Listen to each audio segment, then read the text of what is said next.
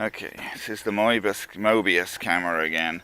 I'm trying the 720 pixel video mode here because really there's no particular point in shooting in 1080 if I'm going to just upload to YouTube in 720 anyway. This is the big tiger moth, the Dynam Tiger Moth. As you can see, he's been repaired a bit because he's had at least one fairly severe crash. But, let's see. Throttle cut off. Throttle cut on. Okay. This is about the only tiger moth pretty much you can really buy these days, I think. And even this you might have trouble finding now. It's made by Dynam, which is a Chinese company. General Hobby used to sell it, and I think Motion RC sell it. Those are not the original wheels. I could not get it to... in fact, I did a number of modifications to it. I changed the wheels. These are Park Zone Cub wheels. I also shortened these struts and bent that undercarriage forward a bit because it was just trying to run it on the grass. It tipped over all the time originally, and I need to be able to run it off grass. So it may not be scaled and proper and all that, but it was a necessary adaptation to make it run off the grass.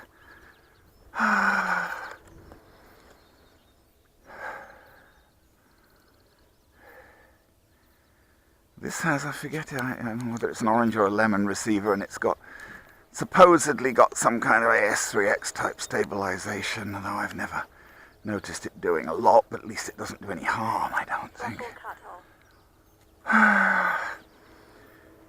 There's a little bit of ground mist.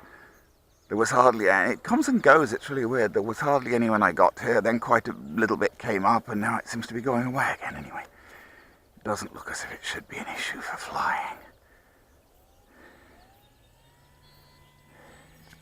Oops. Now this blasted strap's not on right. Sometimes, I wonder whether it's an advantage to have the strap at all. If you don't get it on right, it's a nuisance. It's that metal, whatever it is, the metal thing on the strap that connects it to the ring on the transmitter is too big, and it's all too easy for it to sort of get crossways and get in the way of things. I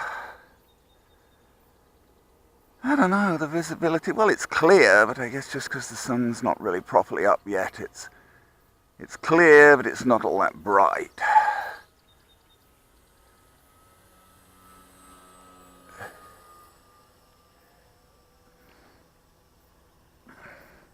Strictly speaking, I'm running this underpowered.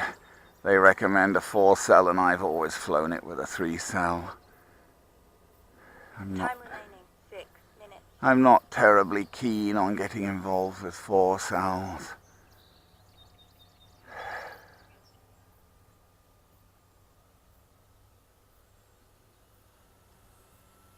But I mean, this is, well, it's about 60% throttle, little over half throttle.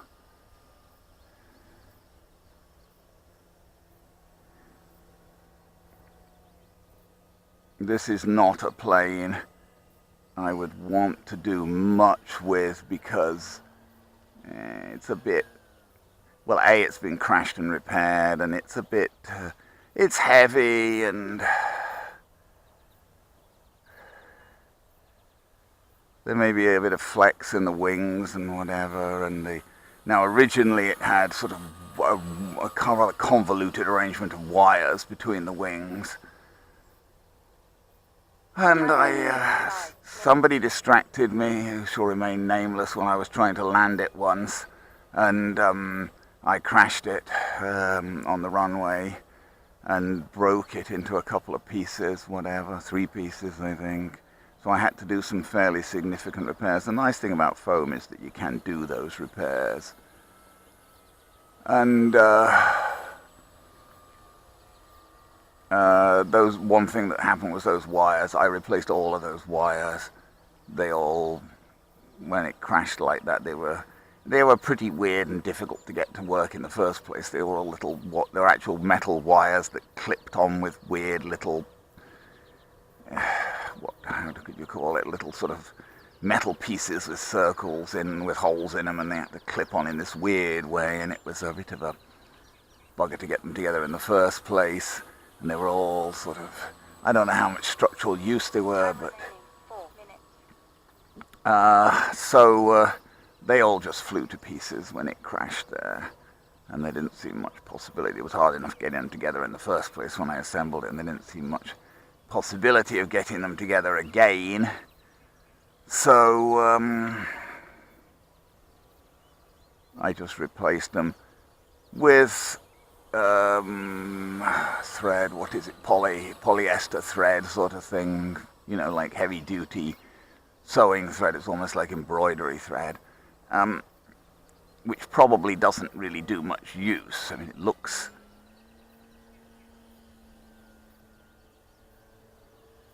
you see, even doing a simple loop with this makes me nervous, because I'm just not sure how whether its structure is really up to it. After all, after the repairs and things.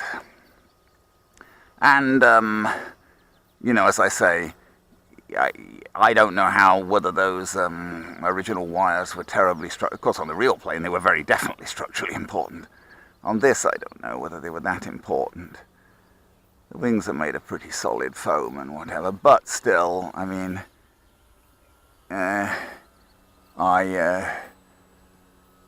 the thread that I've put in, I don't think is going to do much good in reinforcing the structure. It's more just for appearance, so.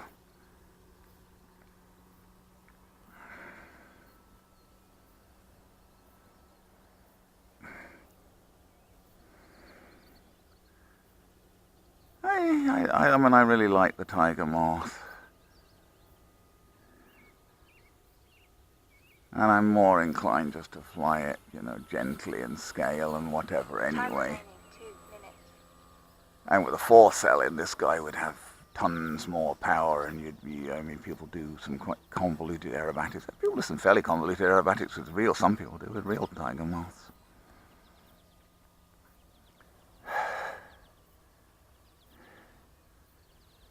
Anyway.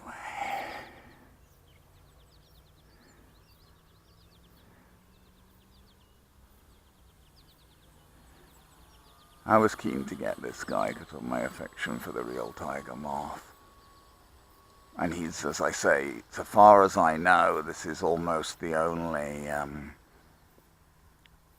there's like a laser cut balsa kit and whatever. I don't know what size scale that builds up to, but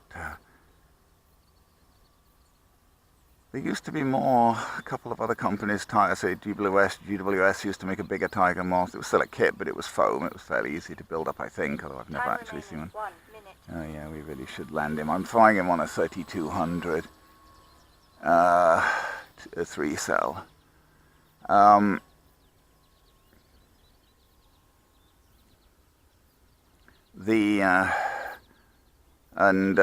You know, various other people used to, even the Fly Zone used to make a little micro moth, but that hasn't been made for a good while. 30 seconds. Now, we're going to land rather far down the runway, but better far down than never. Don't run into the long grass. There you go. Can we taxi him back? Should be able to, I don't know. 20 seconds. A little tricky to turn him in that smaller space. 10, 9, 8. I was watching a video the other day, and I'm holding the stick right up, of course, to hold the tail down. The elevator's up. 1. Time expired. There you go. So that's pretty much exactly time. I was watching a video the other day on flying. Throttle cut on. Don't want to get whacked by that propeller. It's a pretty substantial one. You know, the cowling also got broken and repaired.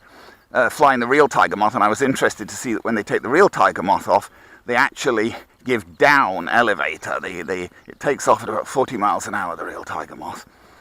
And as they run it down the runway, once they get up a little bit of speed, they give, instead of giving up elevator, they give down elevator because they want to bring the tail up. They give down elevator, that flies the tail off the ground, and they adjust the elevator to keep the plane more or less sort of like, like sort of like that horizontal with the tail off the ground with some down elevator. Gradually ease off the down elevator, and the plane just naturally kind of takes off the ground.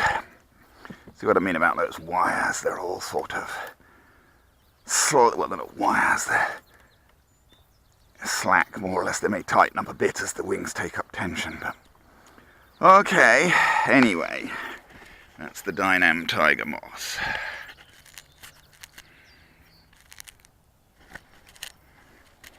You know, actually, I'd forgotten that. I told a lie. It's the receiver's actually an old AR-635. It's so that was the Spectrum stabilized receiver sort of before the AR-636, the older version that you had to program just by mucking around with the sticks and things. I believe, if I remember rightly, I bought that for like 25 bucks or something at a swap meet. What are we doing here? That's an adapter, because the ESC on this thing has a, whatever you call it, those, what are they called, Dean's T-plugs or whatever, I don't know. Okay, I just want to see what the battery is doing here.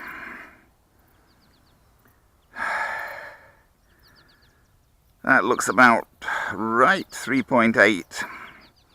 3.9. Wish the cells were... all that unevenness between the cells makes me nervous. It's a sign the batteries are getting older, I guess.